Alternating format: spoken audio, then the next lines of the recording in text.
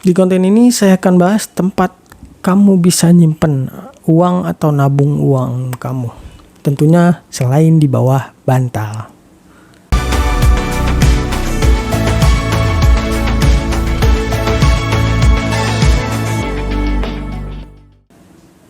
Halo, Arya di sini.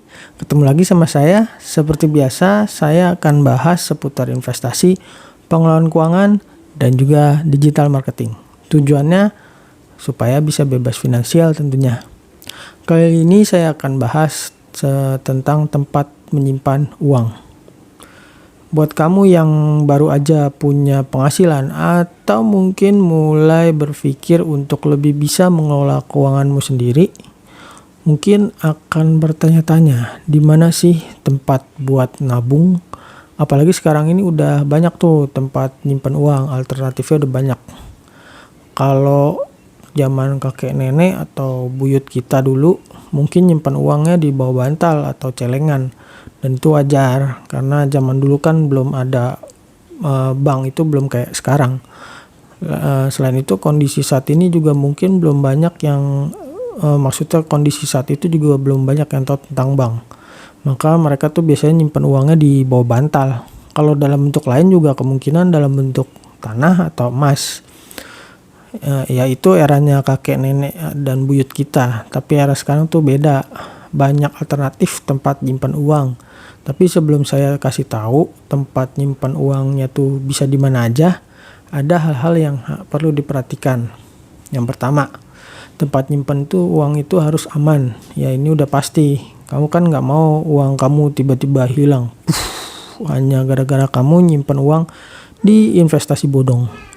Pilih tempat nyimpan uang tuh yang memang resmi dan ada izinnya dari OJK. Hati-hati juga dengan pihak-pihak yang nawarin janji manis keuntungan yang besar, karena semakin besar potensi keuntungan, ya resikonya juga gede. Hal kedua yang harus diperhatikan adalah yang pasti menguntungkan. Sedapat mungkin tempat kamu nyimpan uang itu bisa ngasilin keuntungan, supaya uang yang kamu simpan itu bisa berkembang, beranak, dan bekerja untuk kamu. Hingga nantinya kamu tuh bisa bebas finansial dan hidup tanpa harus memikirkan masalah finansial. Enak kan? Lalu hal ketiga yang perlu diperhatikan adalah liquid. Tempat kamu nyimpan uang itu sebaiknya yang liquid, artinya gampang dicairkan kapanpun, sehingga ketika kamu butuh uang dengan segera, kamu pun bisa dengan cepat mencairkannya. Nah, itu tadi 3 hal yang sebaiknya kamu perhatikan kalau pas kamu milih tempat nyimpan uang.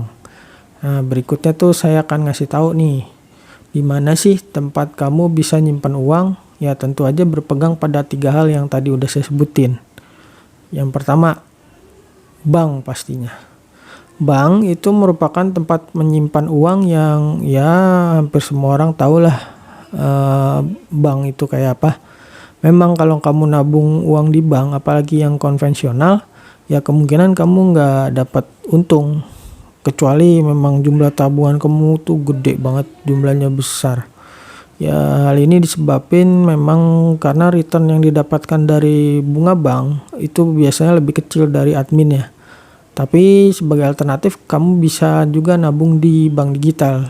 Kelebihan bank digital ini menawarkan kemudahan, jadi kamu tanpa harus sama sekali datengin bank atau cabangnya. Dan biasanya bank digital menawarkan produk-produk tabungan yang bunganya tinggi.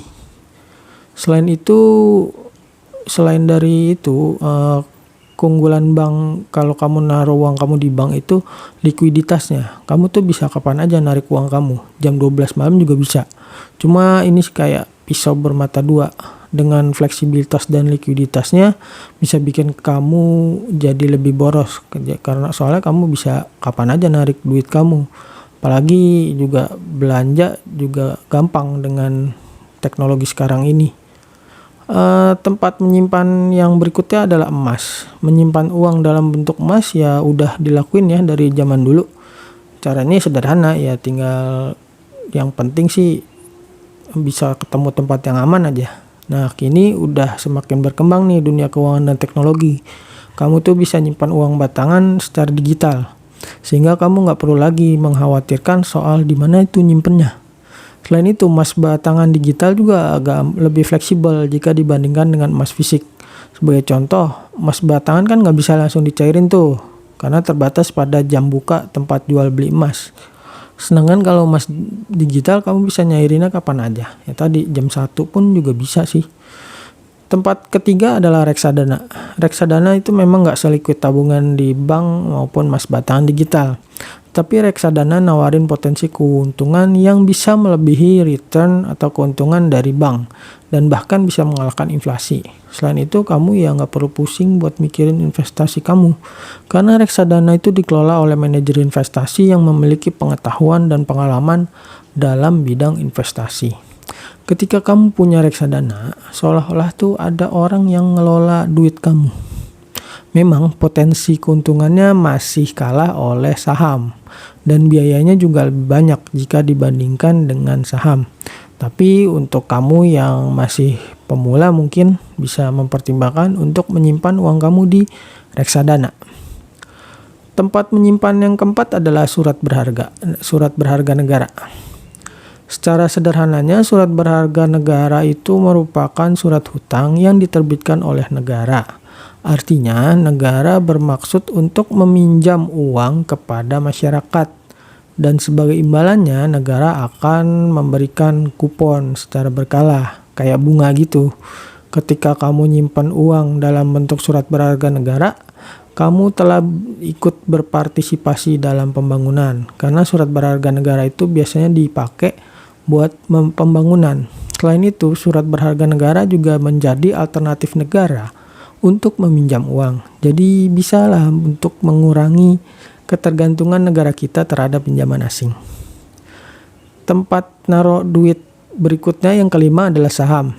Kamu bisa nyimpan uang dalam bentuk saham, tapi pakainya strategi yang tujuannya jangka menengah atau panjang. Selain itu, kalau maksud kamu untuk dana darurat, ya jangan taruh di saham.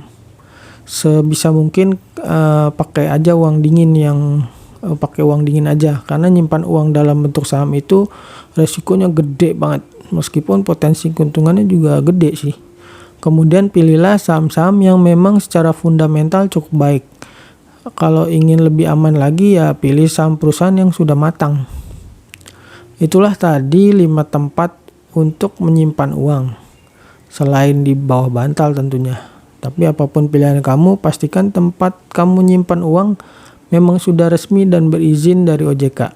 Sedikit tips terakhir, untuk kamu yang ingin menabung untuk dana darurat, pilihlah tempat yang resikonya paling kecil dan paling liquid. Oke, sampai di sini pembahasan saya tentang tempat menyimpan uang. Sampai jumpa di konten berikutnya. Dah.